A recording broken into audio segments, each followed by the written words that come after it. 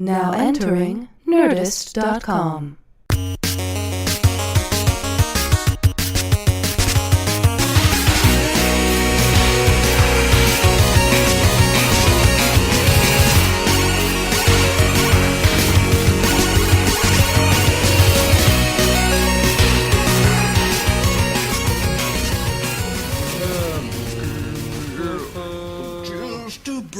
To dare.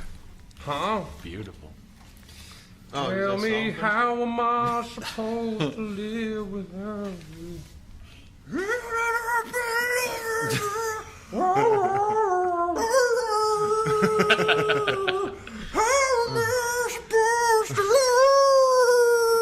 Do jingle bells. Do jingle bells. Nope.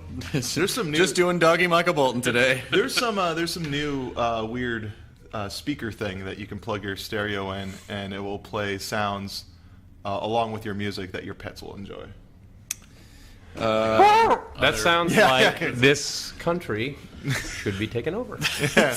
Is it the sound of just keys jingling? And, is it the sound of friction on a leg, which to them is fucking? So that's like those are hot doggy sex sounds. hot doggy sex And sounds. a little bit of. I think there's a Sirius or XM channel that is just. There's dedicated. plenty of room for doggy sex sounds. Doggy Are fuck we on 95. now? Oh, I think we've started now. Hey, by the way, the theme song was Anamanaguchi. People keep asking me. I keep forgetting to tell people. I posted it on the comment section of the I last appreciate episode. that. I'm a Yeah. poor host. Anamanaguchi? Anamanaguchi, yeah. It's an 8-bit band. Figure Scare? Yep. Christy Anamanaguchi. She was great. Now she's doing From 8-bit Hawaii. music. Now she's doing 8-bit rock. Good for Kitschy her. 8-bit rock. Usually they do That's ice good. capades and that's it. Yep. Is this how these work? That's how yeah, you put your face on the Put your P-popper nose, screen. put your nose It's into not, it. it's not a popper screen. It's just a resting. It works like a There's a pensieve, which you would screen over find in the Dumbledore's mic, office. Which I'm usually ashamed whenever I do interviews that I'm not on camera for. Joel, I want you to open your mind and fall into my memories. When I was a Chinese woman with bound feet, we could not show our faces. You were not. Yeah, and You've now, come a long way. Thankfully, you've really come a long way. that time. The Chinese lady that I'm speaking to is Joel McHale, who's here. Yes, it does sound like we're in a warehouse because we've recorded the last couple of these in an office in the Comcast building. Right. And the offices are and warehouses. and half the room is made of glass, so Yeah. you can hear the traffic outside. So there's a lot of Wilshire. bouncing around, but a nice view. We got the tar pits outside. Turpits. Beautiful. Look at that! Look at that! In the immortal Kookaroo. words of Adam Carolla, only L.A. would make a park out of piles of stinking tar. Only goddamn L.A. we make, and fuck Sid and Marty Krofft. That was he went off on that diatribe last time. I Who love could Adam. hate them so much? He hates them. Hates them. Hates them. Like Hitler hates them. Who does he hate? Sid and Marty Krofft. Why? Because he hates Land of the Lost. He hates Sigmund the Sea Monsters. He thinks the whole thing is just a big pile of retardo, and he was not pleased at all. By the way, Joel, thank you for coming in early in the morning. I know I always feel like I have a busy schedule, and I feel like you're 20% busier than I am. 25 at least. I'm going to go with 200. No, but yes, I have because little- you have a lot of I jobs, have and children. you've got 2 kids. I have tiny children Yep, running around. you've So got 2 kids. this isn't, and this actually is not early for me, but it is. But this was supposed to be an entire week off from Community, but now we're working 3 out of the 5 days off. So I read your tweets. I saw the twit pic you posted of you guys waiting for your script yesterday. yes, we got to. Well, first the script was going to be read at 1, and it wasn't ready. Then it was going to be read at 2. We all got there at 2, and then around 3:15 we started reading. Now, are you comfortable enough on the show at this point to be like, "What the fuck, guys"? Or are you still in kind of nice guy mode? Oh, I am I've never been more thankful in my life. I can't, literally every minute that I'm there, I can't believe that people hired me to do it. That's good. We'll give it a couple seasons, and then Give it a couple seasons, and we'll turn into the Desperate Housewives. Then you I can think start. no matter you start- what, you'll never be the biggest dick on set. Oh, Yeah. well, how dare you? I don't He's know referring, if of course, to you've Danny seen Pudi. No, by the way, Danny What a Pudi, piece of other shit. nicest guy in the world. Yeah, he's great. the nicest guy in the world. And so freaking talented. Out of I his mind. I knew Danny before he was. Did you really? Yes. From where? He was friends with my girlfriend Janet, and she's really good friends with him. And How did she from sketch? Did they do sketch? I don't know. I don't know he's how like they. a I don't know how they Second do each City other. guy, right? Now that I think about it, he might have been fucking her. I'm not 100% sure. Hmm. But Is that how you know what? Good for every him. 'cause guy he's who's awesome. friends with? Yeah, that's Yeah, how it works. okay. But Wait, but I'm super friends nice. with Janet. Oh my God. Does that mean that No, it doesn't. you're Danny Pudi? Yes, it does. Dressed up like a hipster? Danny Pudi is the most petite human being. He's weak. Well, he's he's made not of crackers. short. He's tall, but he's very skinny. He's brittle. He's brittle like Prince. He's I brittle. wish I was that skinny. He's Not not gonna- tiny just wanna, like Seacrest. Just but want to he's- snap him like a breadstick. Yeah. Now But say, Unlike the other, he's the real deceptively Abed. strong and wiry. you say that Seacrest is small, but you are you're tall like a building. Whenever I've been on the soup next to you, I feel like a hobbit trying to ride the Ent, the tree creature. Like, I look so tiny in comparison to you, and I'm so jealous. Take me to Mordor, Ent! Ah, you fucking Ent! Let me just rub up on your branch for a minute. One of us is going to be on Lost. Charlie. Yes. now I'm doing well, Desmond. but you, how tall are you? 6? I'm 5'10". All right. I'm 5'10". Just under 6 feet. But still, you weigh 135 pounds. yeah, I'm like 145. I remember when Chris was Oh, yes. 200. Doughy? No. I was like 170. In the old days, I was Didn't 170. look like it. I Boy. appreciate that. You know, I carry all my You're- weight in my face and No, my neck. you carried it everywhere. No, it's really Along just... with that Now it's sadness. evenly distributed. Wait a second. Does my blubber make me look fat? Yes, it makes you look fat. That's what I met you. You went Yeah, it was from blubby. being kind of like people. Yeah, I was like, oh, there's that. You transformed when you lost that weight. Yeah, man. It's like I quit drinking in 2003, and one of the things that kept me sober was vanity, because I lost so much weight so fast. I was like, wait a minute, this isn't so bad. And then later on, of course, I realized, like, oh, I was on a destructive life path to nowhere. You But were eating like shit, right? But when you yeah, stopped but if drinking. you, Yeah. but because drinking alone is not going to make you that fat. if you're drinking like 15, 20 beers a day, yes, Oh. they will. And I was going to because say if you're just having like Midori sours all day. No. It was look, man, a couple Zimas and I'm good. But it was also eating pizza at like 4 o'clock. There in was the one morning. time I had to drive you home from the M Bar, and you like made me go way out of the way for Jack in the Box. Yeah, that's Yeah. good stuff. Yeah. No, I was happy. I was broke, so I was just At 4 in the morning, you were like, I need a double Whopper. Yeah, because I was trying to start a little fat camp in my tummy, and I needed some campers, and they lived at Jack in the Box, and that's where I had to. But now, absorb as you them. all know, picture of health, picture Yeah. of. I'm in pretty good health now. Yeah, I'm in pretty good shape. Do But you you're- exercise? Yeah, I do, like 3 times a week. Good for you. I run You and- belong to a gym? Yeah, I belong to a gym, and then I also have a trainer, and he trains out of I have his nothing place. to add to this conversation. That is not surprising, since you can't pull your chair up to the table. I'm sorry, and I've just met you. It may be I'm my not- favorite- But I feel familiar with you. That's why I'm able to Maybe, say it's that. my I'm sorry. favorite thing about you is that you could say the worst thing to someone's face, and it literally it still comes off amazing. Well, that's- I always talk about this in interviews where I'm like you could talk to Joel and be like, "Hey, Joel, I'm doing a new show," and then Joel would go, "Why would I care that you're doing anything?" And you would laugh because it's That's what no one's ever it's a really. gift. It's It's a a I'm gift. insecure. It's like charm. All charm is just an asshole with a smile. That's all it really is. well, Just it's like also a wand with a phoenix feather inside. Agreed. Thanks. I guess. No, I no, always it- figure that from us, I think people think that I must be an a-hole from. You're the not soup. though, because you.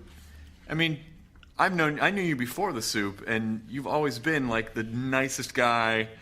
Let me tell you a little Joel McHale story, you guys. Let me tell you a little way back. Years ago, when I was doing booze-themed comedy At O'Brien's. at O'Brien's in Santa Monica,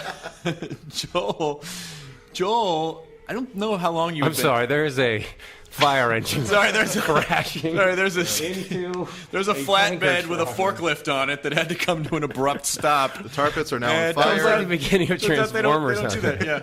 All right. So, Stand down, soldier! The robot's dead. What a lazy transformer. That's my Jack A transformer. you just made a sound. You didn't actually transform. Yeah, I'm tired. You're tired. We have to save the Earth. Yeah. Remember Fuck you, with the man. All Spark? We saved that, and we couldn't think of any other ideas for another movie. No, you've had too much energon. I don't have a problem. You got the problem. I didn't see the second one. But I didn't see the second one either. You guys? I didn't see the first one. It confused me. What? Not the story, but just like it was too much going on screen. I just didn't No, like come it. on. I don't know about that. What do you mean? It was like an education. It really was. Just The like movie like in education? Yes. Yes. Yes. Except with all the good parts. So years ago, performing at O'Brien's, Joel, this was like 2001 or 2. Joel had this really awesome, like before anyone really had started wearing like the leather wristbands with the watch embedded in it. Yeah. I was like, where did you get that? And he goes, I made it. I'm like, what? Yeah. He fucking made this watch. And then he was like, you know what? If you like it so much, I will make one for you. Wow. He never did, but the point is he offered, and he did not have to do that. Never got the leather band. I bought the leather band, and then I got the watch off. But it was awesome. That I didn't do it for you? That part was not so cool. But No. listen, I probably would still be wearing it, and I don't know if it would still be a cool thing to be wearing. It's not. So it's better Don't that wear it. You don't wear any watch now. No, because I have bird wrists. I have tiny little bird wrists. I know birds have wings, but let's just pretend they have there's hands. watches for people with bird wrists. They're called lady watches, yes. No, like a lot of those watches on TokyoFlash.com. Yes. Like very I need nice. to shop where Asians shop, because that's... Do you have an Asian body? I do. I'm an Are Asian... you a size 0 I'm an or Asian smaller? medium. Asian medium is like triple XS. Yeah. And, I thought it was an Asian psychic. yeah, no, yes, an Asian medium. Have you been to Japan or Japan? Japan or China?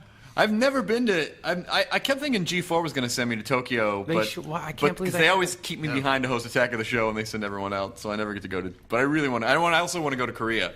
Because Yes. they are light years ahead of us in cellular technology and all sorts of other cool. And you just want to be like, wow, I'm on this cell system right now? Yes, I just want to be able to be a part of it. I just This want to is not great. fucking yell at my phone for once. South Koreans are the ones with they use the little Slim Jims to work their computers, right? They're a little touch screen.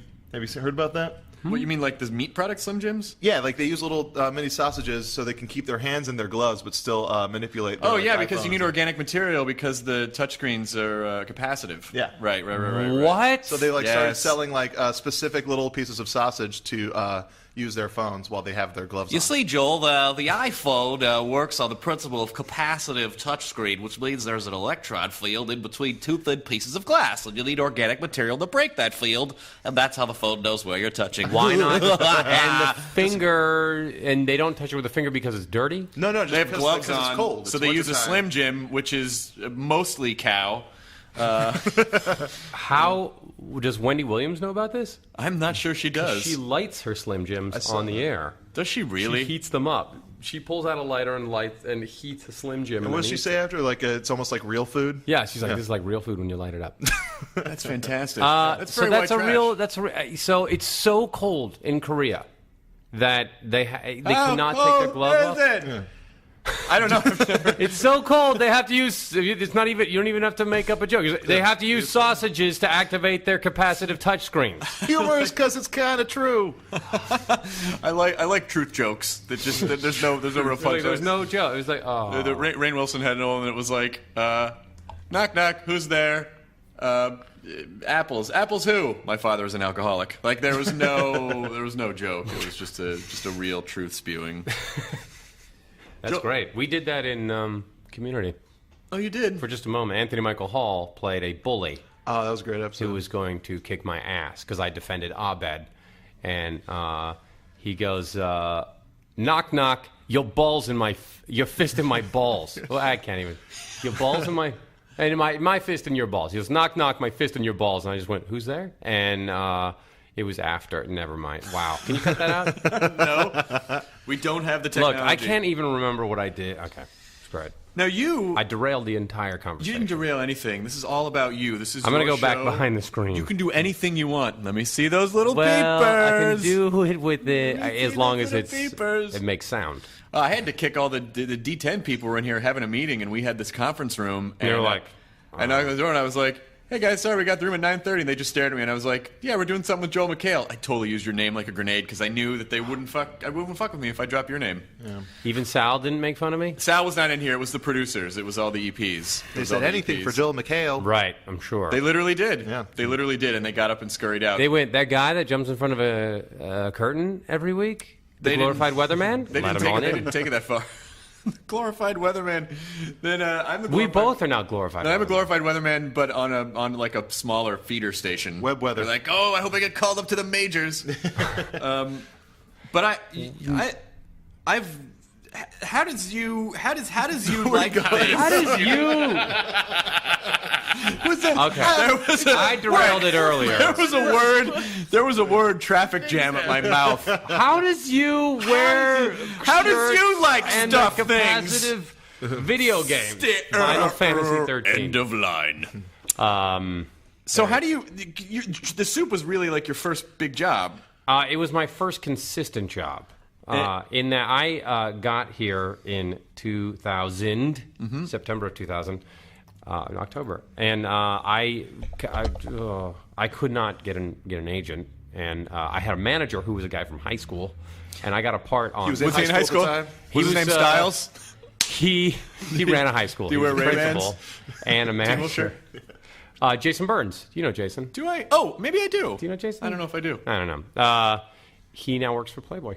Hey. So, but he was my manager, and I could not. We were trying to get an agent for that, and I got a part on Will and Grace because you had to be 6'7" or over.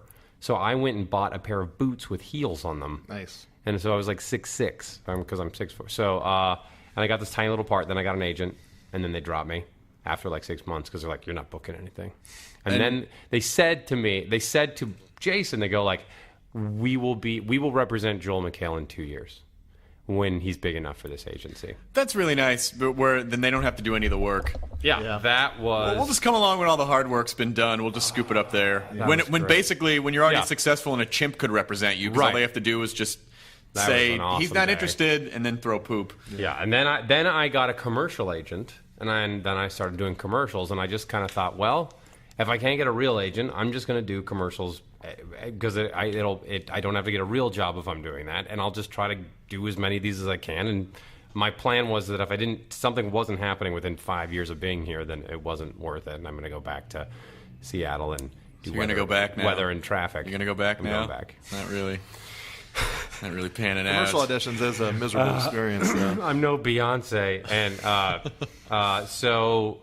then the soup came along, but it was a pilot. It wasn't called the soup; it was called the What the Awards, which you'll all agree is the worst title for a show that has ever been It's not great. thought of. Because it's supposed to be the What the Hell Awards, or like What the Fuck Awards, something like that. But they didn't want to put that in, so they just left that out. So the only thing kind of good about it was every time anyone would ask me, it was like, it's called the What the Awards, and people go, what? Like I would have to explain to them every time what it meant. Kind of like the Shawshank Redemption. Yes. Where you're like, wait, what? That's a long title. Can you explain it to me? So then Ted came in as the new president, and he was like, this is ridiculous. And he changed it to the soup. Which was a good move. Yes, because of the name recognition. And when we first were on, I mean, we were Friday nights at 10, which was a desert. So we were rating horribly. We were rating like you guys. And God, he's not kidding. It was the cheapest thing that they had ever made. So they let us stay on and screw up for like a year and a half. I'm not going to lie and say that the web soup is not one of the most fun jobs I've ever had. The format is so much fun. I mean, when I first started at MTV, Kinnear was just leaving Talk Soup, and some of our crew worked on his show. So I went to one of his last tapings and talked to him, and I'm foolishly at like 22 years old. I was like, I really want this job when you leave, and he was like, good for you. You sweet kid. Yeah, exactly. And then years later, I guest hosted Talk Soup when it was in between Aisha and How. Right. And again, like amazing. And then when you started doing it, I was like, shit, he's doing it better than I would have. So I was happy that that's not true. It is true. And then now, but now I got my own little nerdy piece of the pie. I'm pretty happy. And it plays into exactly what you love. Yes. Yeah. Guys getting hit in the balls with things. And that's it. And gaming. Well, the other part of the network. Then the other part of the network, yeah. I thought you were going to say, and gay stuff. What? Why would you? And gay gaming. Yes, gay gaming. No, it's the fun. It's so much fun. I can't believe I get paid to just go out there and screw around and make fun of television and all that. I can't believe it. But it's fun. What's really interesting for me is just watching the evolution. Watching me learn how to read teleprompter? No, Holy Lord! no, seriously, watching the evolution of your career, just going from this nice guy who was because you were toying with stand up when I first met you, and then I think because you did sketch. That O'Brien's thing, I did a total of like 5 times. And I remember at the time, And you just happened to be there like 4 out of the 5. And I remember at the time. I'm honestly not just saying this, but I remember saying to my friend Jamie McHale, like, "Fuck, this guy's really funny," and he's like, "Yeah, I know," and he kind of said it like mock bitterly, like it's like his 3rd time doing stand up, and we were all really amazed. Oh, God. So bless it was you. fun. Why didn't you tell me at the time? Well, I didn't want you to get a Sure. swelled head, but now you're sort of my boss. How? I don't know. Ryan is our boss. Who is Ryan. We all work for Ryan. We all work for Ryan. We all work. Ryan is like China. He owns Comcast debt. Yes. Yeah. It's like Catch-22. Catch-22 where I've never seen that guy in this building, by the No. way. I think he just like is a, Seacrest? yeah. I've seen him. He's He got a took Batman over like shoot. an entire floor. He did take over for. He Yeah. lives in the walls and just comes out like a mist. Yeah. Yes, he floats around as a green gas like Dracula. He really does. Every time he sees, I've seen him twice with when I'm with Brad and Boyd, and he just is like, "What you guys up to? Comedy? All right." And then it's just missed. and then away. he just where'd he go? You Yeah. turn around for a second, you're like, did you? And then he's gone. yeah. You're like, what happened? Mr. Simpson. The Brad and Boyd used to do his radio show. They used to do comedy for his radio show. Yeah, there are EPs on Web Soup, and like the funniest fucking guys. The funniest Yeah. guy, so remarkably We gotta have funny. them on the podcast. They're so Yeah, funny. They're amazing. so funny. They were telling Boyd was telling me he walked in there during a commercial break and Ryan was eating a brownie and then spat it out. he just told us that story. Did he really? Yeah, you Did get you hear taste. that? Just to get the flavor. No, just to get the flavor. And he goes, "What are you doing?" And he's like, "I'm just doing this with flavor." And then Boyd goes, "Oh, are you gay?" And then he had him do the same thing on the air, which is pretty good. That's fantastic. Yeah, I don't. I get the flavor of a brownie, but then I swallow it and Part of the fun. let it live in my tummy Part of the for a fun. little while. I went on the Martha Stewart show. And we were making shortbread. What else? And I looked at the lineup of what was coming on the shows to come. It was all like desserts and stuff. And I was like, Martha, how do you keep so trim and fit? And I noticed that she would try every shortbread, every flavor, and then she would just throw it. Like she would just take a little bite and then throw it off to the side. And I was like, but she's like, because I don't eat it all. I just taste it. You just taste it. How do you stop? I remember when David Cross was doing Arrested Development, he talked about how there was a scene where they all around the table were supposed to eat a dessert or something. Oh, they're having carbs. Yeah, no, there was a they're car finally episode, having and then they basically all of them were like, "Blah!" Like between takes, spitting it into a chum bucket, like get this out of my system. Only television. in Los Angeles. Yes, only in Los Angeles. This really plays on the finest parts of the human psyche. Yeah. This business, insecurity, personal Vanity. issues, weight, image. Yeah, it's great. But you fucking played football in college. What? Not Get well, out of here. but I did. Well, Not yeah, I I was really good at practicing. I wasn't even allowed at games. I was so scrawny in college. They were like, "You bring the morale down of the You sport, can't even be in the marching please." band. Yeah. Here, try holding You're this sub-band. Try holding this tuba. Oh, let's start over again. Try holding this clarinet. This triangle's heavy. Yeah, I walked on at the University of Washington because the guys in my fraternity all played, and so I, in the fraternity that I actually could not stand being in, but I liked the football players a lot, and so I walked on after. I was on the rowing. I was recruited to row out of high school, and that was a horrible experience because there was all this crazy hate. Like I've noticed that the sports that no one watches, the hazing quotient goes up because it makes them feel important. Whereas in the football team, they were just like, "There's no hate. You got to win. Go study the playbook, jerk." Yeah, and it's also those smaller sports. they get all uppity, I think, because they're like, "Yes, this is an elite sport." You're like, "Is it elite, or is it just that no one wants to do it or watch it?" Shut up. I'll row over you. Yeah, that's On land, nice try. They would take as a hazing ritual. They would shave the I got out before this happened, but at the first regatta, It's called. They would shave the freshmen's heads and their eyebrows off and put all the hair in a pillow. And then there is a display case, I don't know if it's still out, at the rowing house of the pillows. Going years back. Full of hair. Wow. Why would they? It's disturbing. Yeah, that's creepy. That plays nicely into my plans of replicating a crew team with their DNA. They're big fans of discarded THX in a pillow. 182 or 1182. THX 1138. Yeah. But yeah, so then I walked on and I gained a lot of weight. And Like just muscle mass from. I was lifting weights like 2 times a day, plus practicing. It was crazy. Where did you find time for comedy in there? I was in college. I made little jokes on the sidelines. Just to be like, see that guy there? I can kick his ass. Oh, he's in here. He comes near me. You funny motherfucker. Why don't you do some clip show? That's a great idea. But I knew it was telling because I got no respect on the football field. I was really good at crying and crumpling and making the defense look terrific. But on skit night, I killed, and I thought that was the first time the senior, like the stars of the team were like, "Hey man, yeah, that's exactly what it was like."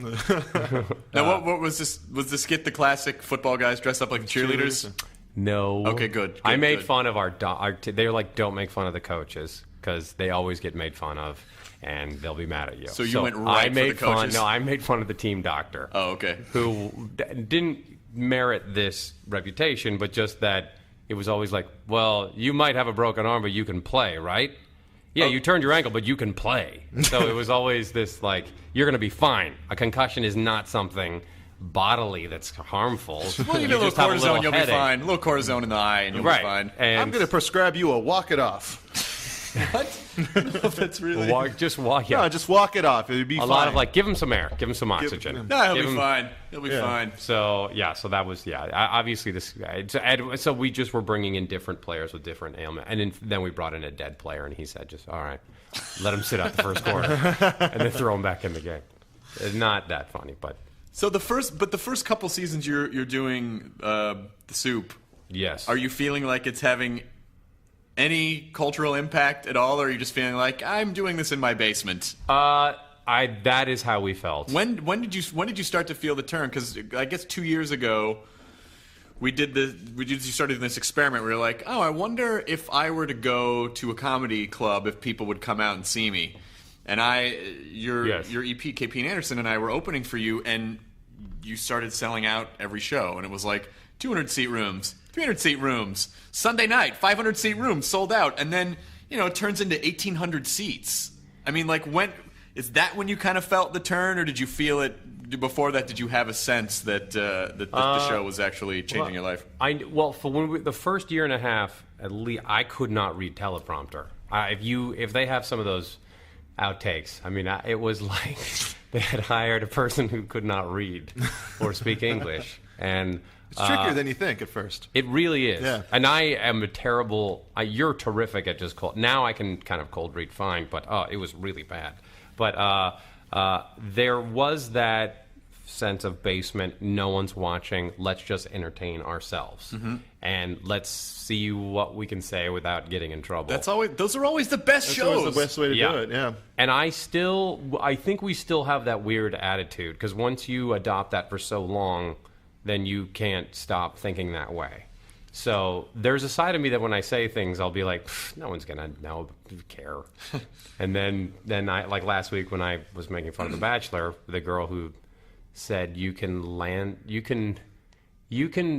on my landing strip anytime you want, and we were like, follow the red bumps into the follow the red bumps and you'll be the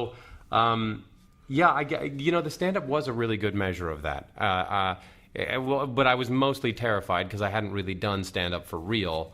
And so I was scared the whole time because I was like, I don't know if anything else. And then you would get up and save me because you're a pro. No, people were. I mean, like, no matter how good of a set, I always thought like, oh, this is a really good set. As soon as I was like, and everyone, here's Joel McHale. It was like the most explosive. like Then it's you- beautiful. Like end of Raiders, people's faces melting. Shut your eyes! Don't look at him. And then they're like 15 minutes in, they're like, bring Chris back out. No, He was not great. at all. Where are the People loved clips? it. This guy, like people. I mean, you've never seen lines after a show. Like people lined up. You had Spaghetti Cat shirts, which Spaghetti were Cat awesome. shirts. I need to make some more of those. Make some Spaghetti I Cat really shirts. do. Yeah, that was. But that I did it as like when I first started Soup, I was like, okay, I'm gonna. I want this hopefully to do what it did, like 10% of Kinnear's career.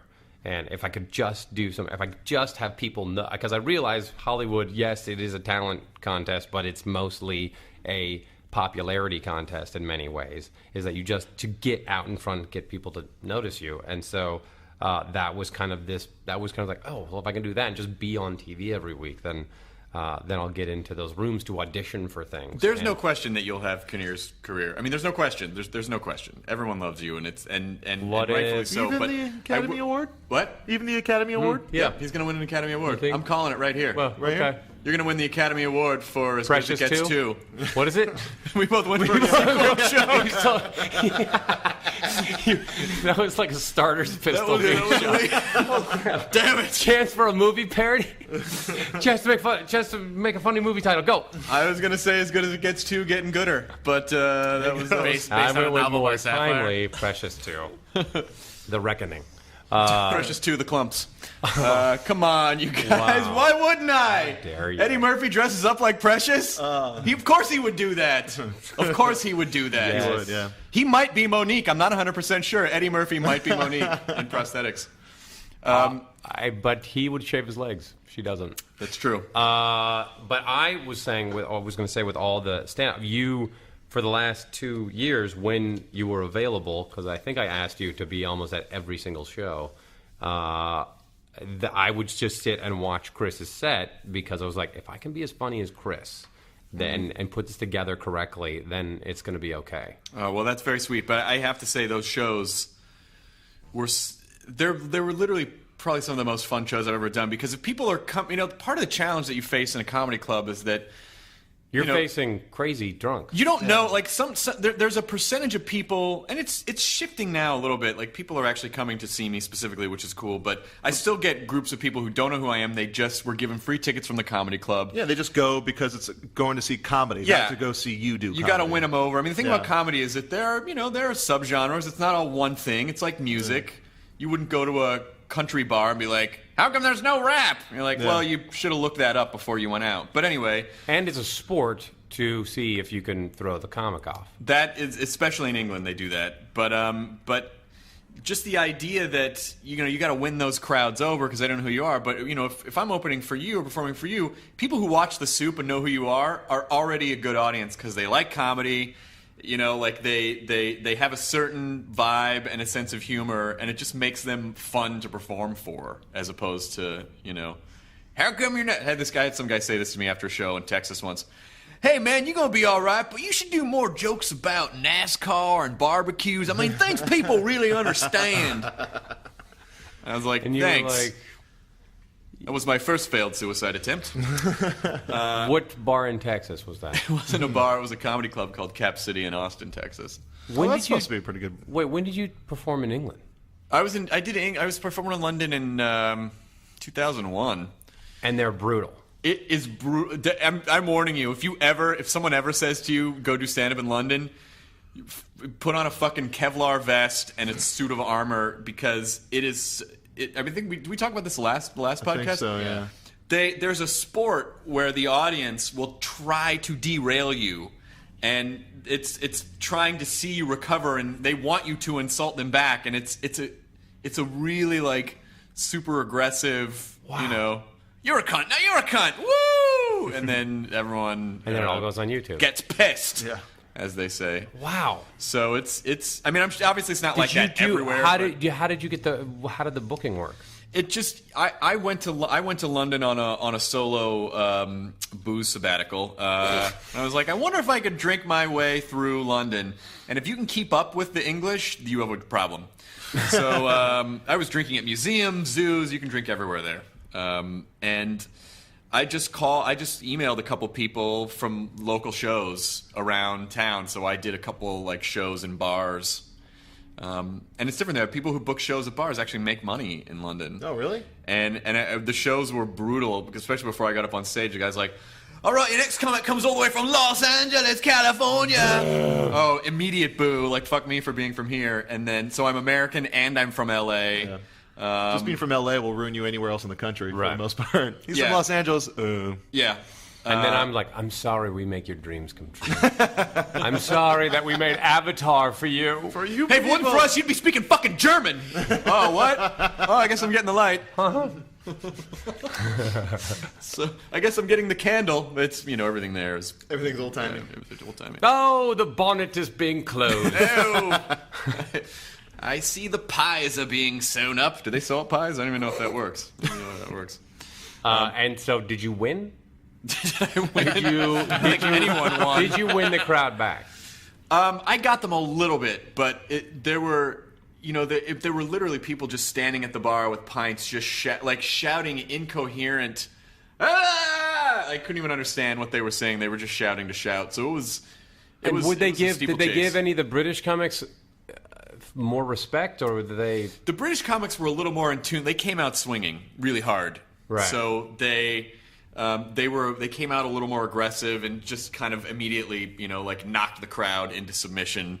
But as soon as they saw the weakness in me, it was just like, They smelled blood and. yeah, exactly. Oh, hyena, here, let me lift up my thigh so you can get to the tenderest meat. Like it literally felt like that. But it was a good experience. How long were you on stage? Like 15 minutes. I don't know. Like Wow. 15 minutes. A range of emotions. It felt like 8 hours, but it was only about 10 or 15 That's minutes. awesome. I would like to see that tape. It was fun.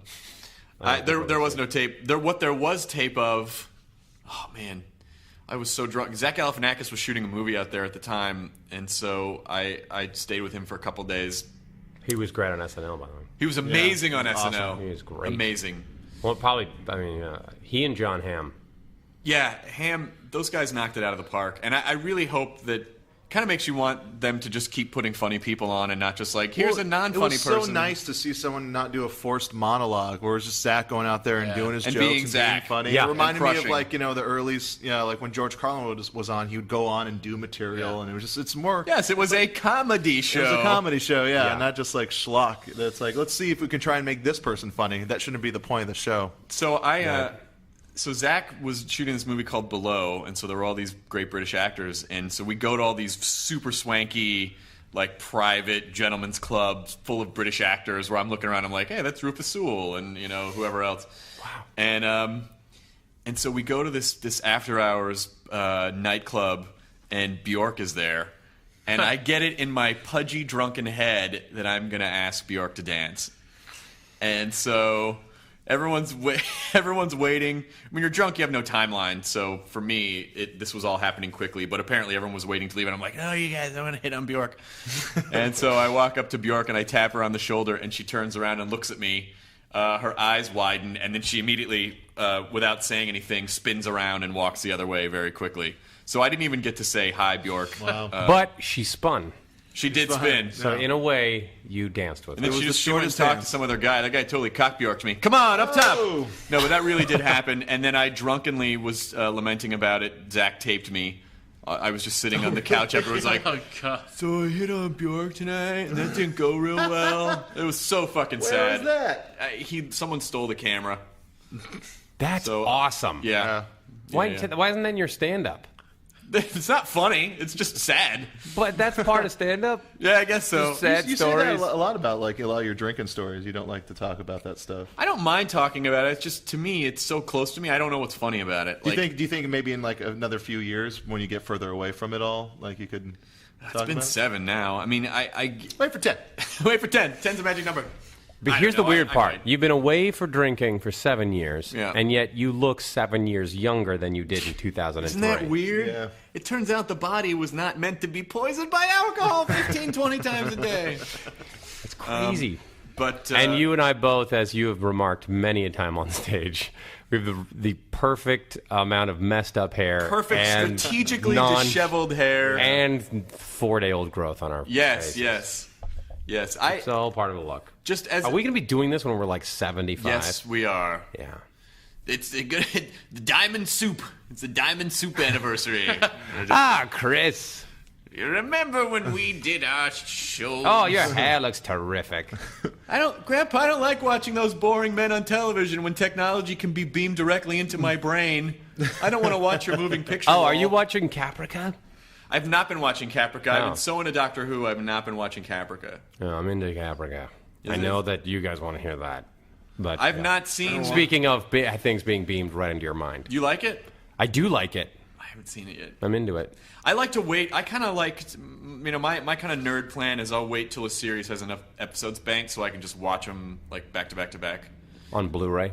Or streaming on Netflix, streaming on the Roku box. Do you think Blu-ray is that much better than regular DVD? There are a lot of things about Blu-ray I do not like, actually. Like, I What? don't like the fact that it makes... The load time, I hate Load time sucks, but I don't like... It makes a lot of really great film look like video to me. Yeah, And I know that's a setting, but still... Like, I review stuff for Attack all the time, and I'm like, this just fucking looks like video, and I want to see, I want to see a little bit of grain. I want to see a little bit of... Maybe that's just because what I'm trained Well, I to... don't want to look at the TV and feel like it's just a window into what's going on in that, like what's being filmed. I want to make it. I want to see like a good picture. You know, I want to see like a nicely lit picture. Yeah, but to that point, there's like a lot of like you can see fabric that you never would see before, like stitching on. That's fucking gay. But anyway, you can see a lot of fabric. I'm not It's so really nice. concerned about that. It's your belt made of dicks that I'm What? concerned about. But I thought that. Why would you have that? Why would you... Someone Why told me would it you? looked It good. just opened yourself up for. Anyway, but I feel I like like- you sound like old men. So, well, not you, but no, I like it. Do you ever feel that... this wasn't anything that ever occurred to me until I started... That I'll never play a video game again. I can't play video games anymore because if I did, I would never do anything else. That's true. Me too. Well, I got kids now, and I realize for every hour that I play video games, that's another hour of sleep I'm going to need, Oh my and God. another hour of not seeing them. Can I just talk about Eddie first, your son Eddie, for a second? Because he's Yes, awesome, and the I know you greatest. talk about this on stage, and I don't want to tread on a bit of that you have, but Joel and I are neighbors, and for Halloween a couple years ago, his son Eddie was dressed like a light switch. He wanted to be a light switch. Yeah. It was the most adorable.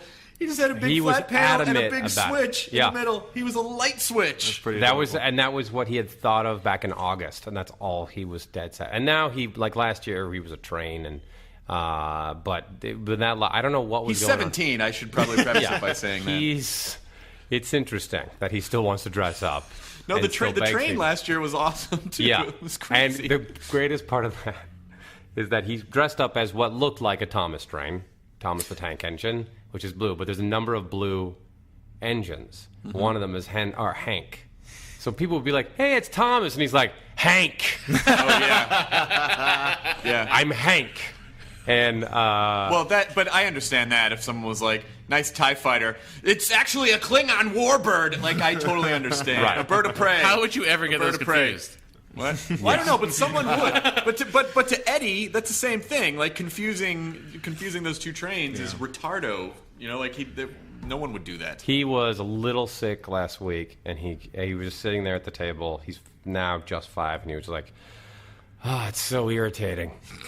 I'm like, "What?" And he's like, "My poop is all squishy." Currently sitting down there. And I'm just like, I hear him go like, "Oh, it's so irritating." He's not adorable when I say that, but when Eddie says it, You're right. Then you're just like, I don't care what's squishy. Well, Chris, if you didn't say it all the time, it'd probably be adorable. well, if I didn't have squishy poop all the time, I wouldn't have to talk about it, would I? And that's just a concern for all of us in your health. Oh, what's happening now? A lot of Olestra. Feel like Remember I'm Olestra? Am I sitting on a cake? What? Olestra, yeah. It came and went. Do you mind telling the story about Eddie wanted to see Isaac's penis? Oh my gosh. Yeah. All right. Well, Isaac is the second child we have, clearly a boy, and we had just brought him home, and we were exhausted, and my wife though wanted to have our first dinner as a family around the family dinner table, the first day. Like, this is the full this is like, wow, there's got to be a first day forever, and this is going to be the first day. So Isaac was in his little carrier right at the table on a chair, so he was there, and then we were all there. And Eddie doesn't eat at all. The 5-year-old, now 5-year-old, but at this time he was 3. But he doesn't eat. I've never seen him eat. He gets all his strength and nutrients from photosynthesis, and he at this. So I was begging him to eat at one of many meals that I always beg him to eat. And so I was like, Eddie, 2 more bites of fish, buddy. And he was like, Eddie, 2 more bites of fish. And he's like, And then I was like, Eddie, 2 more bites of fish. And he goes, I don't want to eat fish. I want to see Isaac's penis. And then I realized I could bargain. And so I was like, all right, 2 more bites of fish. And I'll let you see Isaac's penis. And if you eat your potatoes, I'll let you play with his ass a little bit. How does that sound? Yeah. I couldn't. That was just, once again, out of the blue. Just like, I don't want to eat. I want to see Isaac's penis. It was just, yeah. But So that's what's been bugging you. You're well, it's good to talk to your kids. Yeah. I'm glad you used the word penis with the kid and not some weird other word. We have not do what many parents do and give all sorts of other names to their your hoo-ha downward-facing water bottle. And yeah, we don't do, yeah. I would have chose weenus. I would just love to Really? see a little kid just say, I want to see Isaac's weenus. The awesome wand. The Or if you're referring to your harbinger of sorrow is what we call it. Sort of The cry maker. The old sort cry of maker. Demosthenes or Sex, that's that thing where you take everything off except your socks and there's a lot of apologizing, right? Yes. Make sure. nice. It's when I have to thank and apologize to the girl at the same time somehow. I'm sorry. A 3-way. Now I have to apologize to 2 people? Oh, that sucks. How do I split up the 5 minutes? I don't know. I want to know if you feel... have you kind of eased off at all on your show as far... Because like, I've been doing the Chelsea show regularly for the past couple of years. And in the beginning, I would say the worst things I could think of about famous people that I did not know. Wow. And then I would always feel bad, and so I kind of had to strike this balance between I try to be playful on the show, but I always feel like, how can anyone take anything I say seriously? Like, do you ever feel on your show like, maybe I should apologize to that person, or do you ever feel bad? Yeah, every day, all the time. Well, as far as reality show goes, I rarely pull any punch because all those people signed up. Right. To be on those shows. All those people waited in line somewhere and filled out forms and interviewed and tried to be on that show. So if you're on Charm School or you're on Tila Tequila Shot at Love a couple years ago, or there's so many different shows now where people are embarrassing them. And then people will be like, how can you say? It's like they all chose to be there. Yeah. So I always, so I have no problem with that. As far as celebrity things go, we make sure the premise is actually true. Mm-hmm. And if you are doing something so egregious that you actually rise above the horrible din that Hollywood is already making, the horrible sound, the huge ball of horribleness, and you actually single yourself out. Whoa. Hey, can you not use that term, please? When you shipmate yourself out. That's much better. If you guys like us when on you UPN small yourself. part yourself in Terminator 2. Terminator 3. It was T3. When you get scalped When you web soup to a in point where House of a Thousand Corpses. Right. Then I have no. Then I feel like then it's weapons free. Then But we can also, just go. And also in your case too, like you're helping to keep these people relevant. Yeah, Like you're giving them what they want, which is to be in the machine and be relevant. yeah. Yes, I think there's a lot, especially reality stars, are doing anything they can to stay relevant and to stay in the spotlight. The problem is most of them don't have a talent for acting or for hosting 99% of the time, so then they just slowly fade away, and what they have to do is get surgery or get a DUI or something like that brings them right back to the front again. And so but as far as like celebrities that I'm like, oh man, if this person gets mad at me, there's a side of me that's like, yeah, there is that. But if the premise is so egregious, then we have to address it, because if we don't, then then I think people will be like, hey, so you're gonna make fun of that? You got to. Everyone's like looking to you, like in the schoolyard, and you're like, what, you gonna say take that. something? And they'll be like, I said, ha ha. You know what's so interesting about? Good catch. You know, I've become a clown, a class clown. Wow, Bart has feelings. Sorry, I was quoting The Simpsons. Do you still have to audition for stuff, or are you at the point where they're starting to send you scripts? I audition all the time. You do? For movies all the time, yeah. Yeah, well, movies are weird because the movie industry generally does not recognize the television industry as being anything special. Which is weird too, because Community is a one camera shot like a movie kind of. Yeah. They don't care. Movie executives do not watch television. They don't understand television culture. Well, that's the shame too, because right now television is kicking the film industry's ass. Like, there's so much better TV than movies coming out right now. There really is a lot of good Community television and on Parks right and now. Rec and 30 Rock and Modern Yeah, Family. I think that I agree. I mean, look at Mad Men. I mean if you put 4 of those episodes together and made it a movie, it would I'd watch be it, a huge movie. Yeah. Or half the stuff on HBO. And television is as high a quality and as low quality as it's ever been. That's true. The polarization balance swings both ways. I mean, literally, It's television to me has never been better, and it has never been worse. And will only go. I assume it will only go that way. The only worry is that reality shows are so cheap to make that why not just make 12 of those and you'll make a ton of money, as opposed the thing to is, one like, really high-quality whatever drama. network puts that reality show out will then have the money to maybe, hopefully, put money into a show that will be good. That's like, I don't, it's like, it's unfortunately, a necessary evil, I think. Unfortunately, I think The Simple Life was keeping Arrested Development on the air for a couple of years. It did, yeah. It's just like, we got to have this one. But when do you ever hear like, oh man, did you get the Simple Life DVDs? You never hear that. You only hear the Arrested Development DVDs, or same thing with like when Monty Python was at its zenith, at its height. Benny Hill kicked its ass all over the ratings, but nobody ever goes, hey, remember that Benny Hill where they sped up the camera and they ran around I think and then the girl's top just came that on? one. I think that's the only one. That's the one that made it. But Monty Python is still like a periodic chart. Well, it's amazing. I mean, like you on Community is an amazing feat because I don't know if most people understand. It's hard enough just to get a show made. Then it is hard enough to get a show picked up. Then on top of that, it is hard enough that the show is good because there are so many people who can fuck it up. Second season along the way. That like the idea that you're on a network and you're doing a show that's funny and you get to be funny on it is miraculous. Yeah. Well, the God pedigree of bless that show you. is amazing too. We just got Dan Harmon, and Russo who brothers. is Dan is a mad genius. Yeah, he's I've never amazing. met anybody like him. And then the Russo brothers, who made Arrested Development, the executive producers and directed a lot of them, and they hired almost all film directors to direct the episodes because they wanted it to be different looking than a lot of the handheld stuff that's being shot now. Not that stuff was bad in any way. It's terrific. I mean, The Office is awesome.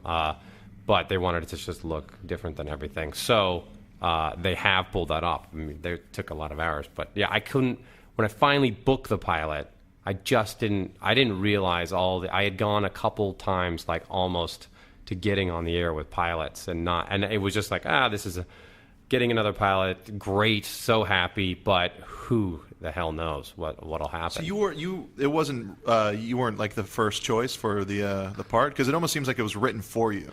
I don't know how many. I don't know what choice I was. No, meaning, I mean, I know when I interview, I don't know if there was someone. I was told I was first choice. Yeah. That's what I was told. But they could That's be usually the completely kiss of wrong. death. Yeah, I was like, no, that's You're the first clearly choice. wrong. Why didn't I get Our this? crazy showrunner wants you. It's always but the not guy. us Suits. And I was like, no, this is going to the guy that played Hunter in the '80s, and so Fred Dreyer. went to Fred Dreyer. No, I don't know what the actual choice list, what the order was. Yeah. But Well, could you just walk us through who else would have been better in that role? I think that's what Jonah's really asking. No, I just like the casting is great on that show. It's like from the first episode out, it seemed like seems like everything it's your was show. written for. oh well, people say that, and I'm like, do you think I'm an asshole? And no, but when I read the script, I was like, oh, this is great. I think I could do this guy. Well, don't separate that. No. Don't pull that out and just play that. It's like a reality Going up on the show. next to Nerdist be honest. podcast. No, it's one of those things where Dan knew that guy, and I actually ended up meeting that guy who it's based on, and it's not me, but it's very easy to be that guy and to play that guy and get to play that guy. That's like Jeff Bridges being the dude. Yes, and my guy is not the moral center of the show, and so there was a great. I think because so many pilots are written as you are the moral center of the show, and not that I wouldn't want to be that, but it's so typical that it's a 30-something guy who's always wondering why he can't have love. Yeah. Every script. And I read, it was just like 30-something guy who can't figure out why all his friends are happy and in love with kids, and why is he where he is? But this was just different because this guy was fighting against some completely other things. And do you feel at all like? Because I think everyone would look at you and go, "Oh my God, like Joel, it's like he has all these great jobs." But do you ever feel like, I'm just not hitting it, or do you still ever feel those things that you felt from when you were first starting out? Only like every minute of the day. So that never goes away. That will never go away. In fact, it gets heightened. If you care about what you do, that never goes away. Actually, yeah, the stakes only get higher. And so, I got farther to fall now. No, Awesome. I was like, now it's on the air, and it's gonna be on next year. What, you better be good next year. And that's you can't do that to your. You just I was just sit back and enjoy what you're doing and love it, and I do love it. But there is always that like, it's got to be. There's always me always quietly judging myself. Yeah, I'm glad to hear that. That's just a thing. I mean, I'm not glad to hear because I know that that's torturous. Because I do it, and I feel like most if most you don't comedians do it, then you're probably not. I mean, it's probably wrong for me to say, but if you're not somewhat constantly trying to be better at what you're doing, then you're not. It's not, funny, and like so the upside to having that kind of hyper self-awareness is, you constantly want to do better, and you're constantly working on your craft, and you're constantly trying to see how you can improve. And then, of course, all the downsides are like the anxiety, the self-doubt, the depression, like all that shit that goes along with it is just like the two halves of that package. But ultimately, I don't know. I feel like it's worth it. Yeah. No. Yeah. I mean, I literally would never. I could not be happier. Could you picture yourself doing anything else? I think one of the reasons why I started getting jobs is because I knew I couldn't do anything else. I had left no option open. I remember my dad was like, you should get a backup plan and get your real estate license. I was told that by an ex-girlfriend. Yeah, and I'd be like, the backup plan, that I was like, no, I might as well just become a meth dealer.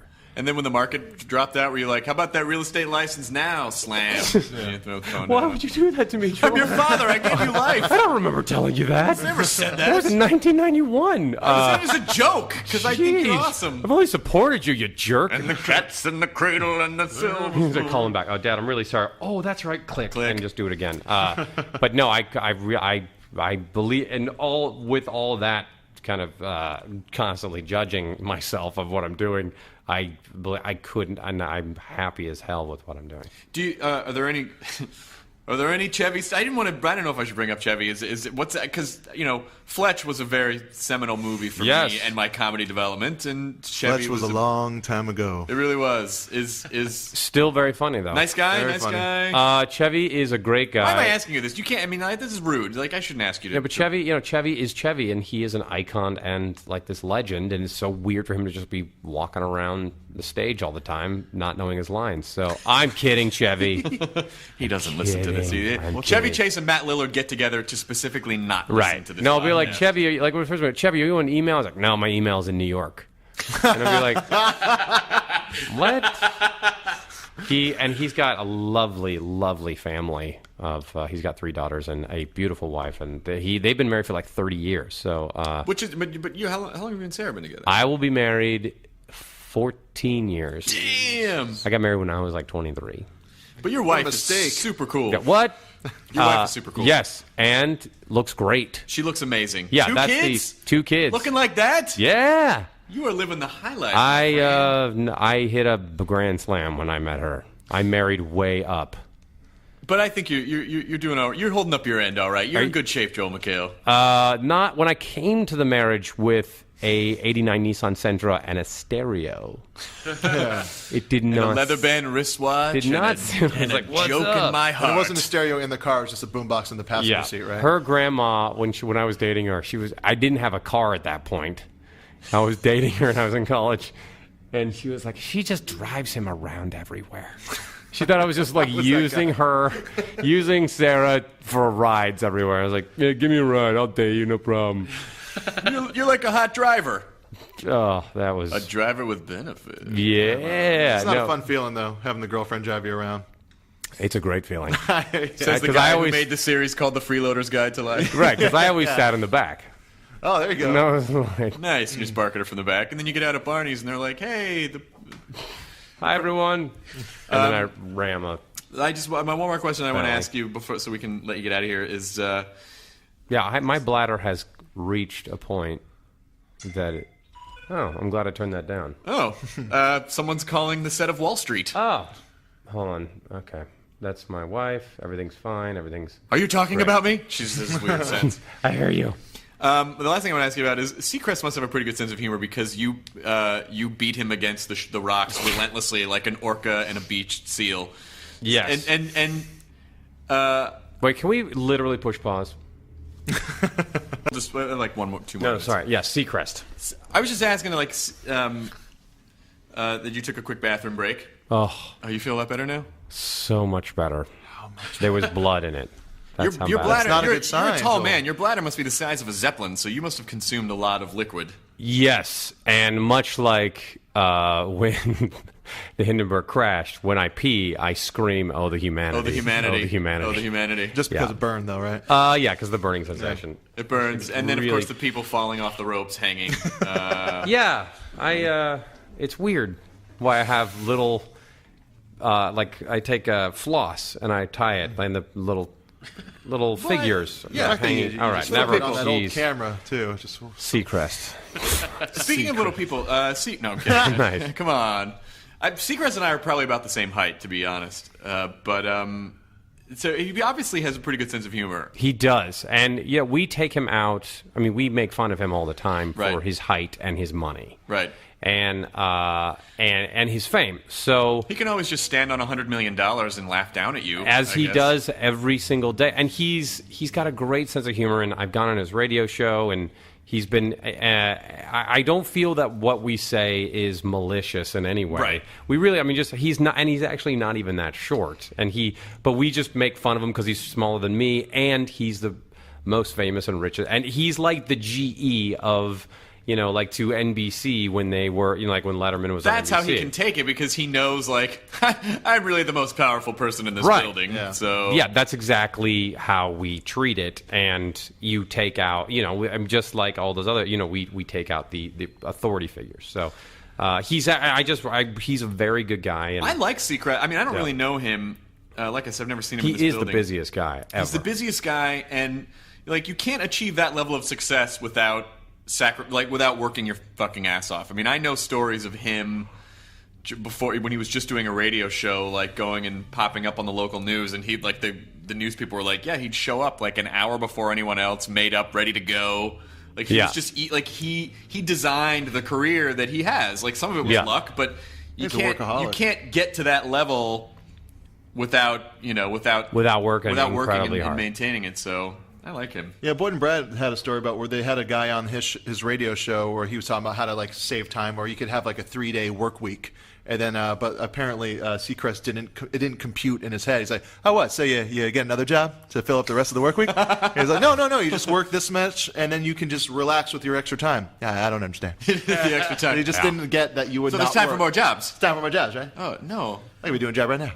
Yeah, he's built an empire. So we love taking him out. He doesn't seem to bother him too much. We would let him know he would let us know, I'm sure. You'd find out. Yeah, we did a thing where I was on Conan when his first week when he was on the air, and Seacrest was coming on the next day, and I made fun of Seacrest. I was like, when he comes out, I was like, stand up and be like, where are you? Look down, there he is, and then pick him up like a doll and put him on your knee. Don't let him tell you what he wants for Christmas, and then just stick your hand up his back because his mouth moves. And then I got a call that next day from Ted, and Ted was like, hey man, I'm like, you calling to congratulate me on my appearance on Conan? Ted, by the way, is the father of our company. Ted Harvard is the president of E, and he's Papa like, Ted. no man, Ryan's a little upset.